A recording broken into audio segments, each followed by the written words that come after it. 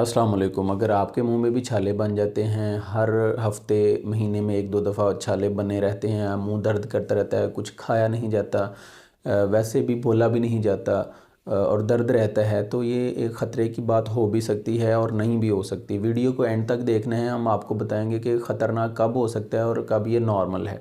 वैसे तो ये 7 से 14 दिनों में ख़त्म हो जाता है। इसे ओरल अल्सर कहते हैं या माउथ अल्सर कहते हैं। इसकी वजूहात जो हैं वो क्या हो सकती हैं?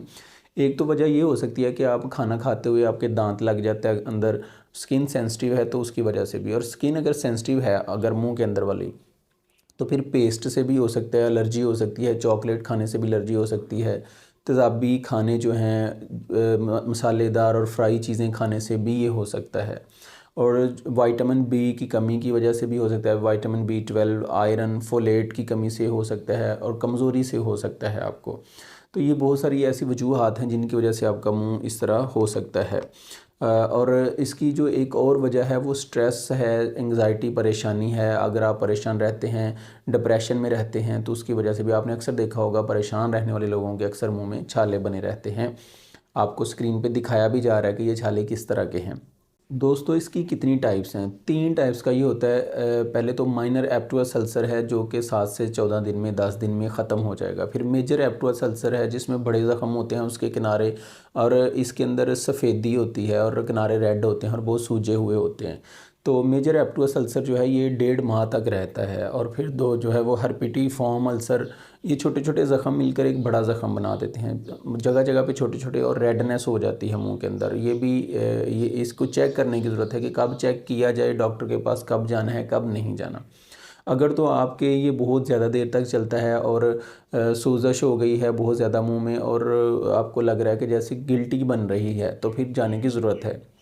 फिर चेक किया जाए कि क्या ये मुंह का कैंसर तो नहीं है, तो डॉक्टर के पास फिर जाने की ज़रूरत है। फिर टेस्ट करेगा डॉक्टर, जो भी टेस्ट करेगा वो फिर आपको आपका डॉक्टर बताएगा। अब इससे इलाज भी इसका है और प्रिवेंशन भी है। सबसे बेहतर तो है प्रिवेंशन की जाए, इससे बचा जाए। कैसे बचा जा सकता है? आप मिर्च मसाले वाले खाने छोड़ दें, अपने इन्वायरमेंट को बेहतर करें, स्ट्रेस डिप्रेशन को ख़त्म करें, परेशानी को छोड़ें, मसालेदार चीज़ों से बचें, फ्राई चीज़ों से बचें। और साथ ही साथ आप इसको घर में जो टोटके इस्तेमाल कर सकते हैं, आप नमक वाला पानी से गरारे कर सकते हैं, कुली कर सकते हैं, बेकिंग सोडा पानी में शामिल करके वो आप कुली करें, उससे आप शहद लगाएं उसकी जगह पे जहाँ अल्सर बना है, वहाँ आप कोई भी जेल, एलोवेरा जेल जो है वो लगाई जा सकती है। फिर कोकोनट ऑयल लगाया जा सकता है, इससे भी बहुत ज़्यादा फ़र्क पड़ेगा। और अगर आप बर्फ़ क्यूब्स मुंह में रखते हैं, इससे भी आपको रिलीफ़ मिलेगा।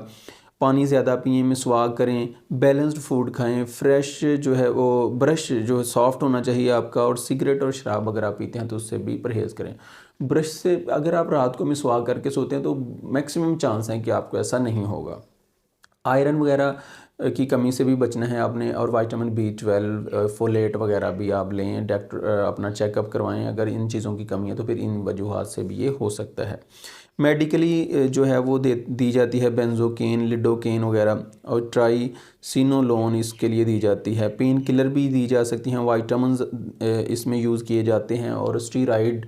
अगर आपको फिर भी रिलीफ नहीं मिल रहा तो आपका डॉक्टर आपको स्टीराइड भी दे सकता है इधर लगाने के लिए और खाने के लिए भी। ठीक है, तो सबसे बेहतर दवाइयों के पास मत जाएं, आप प्रिवेंशन करें। सबसे बेहतरीन जो चीज़ इससे बचने के लिए है वो मिसवाक है। मिसवाक का इस्तेमाल करेंगे तो इंशाल्लाह आप देखेंगे कि आपको ये माउथ अल्सर नहीं होगा। इसी के साथ हमें इजाज़त दीजिए। अल्लाह हाफ़िज़।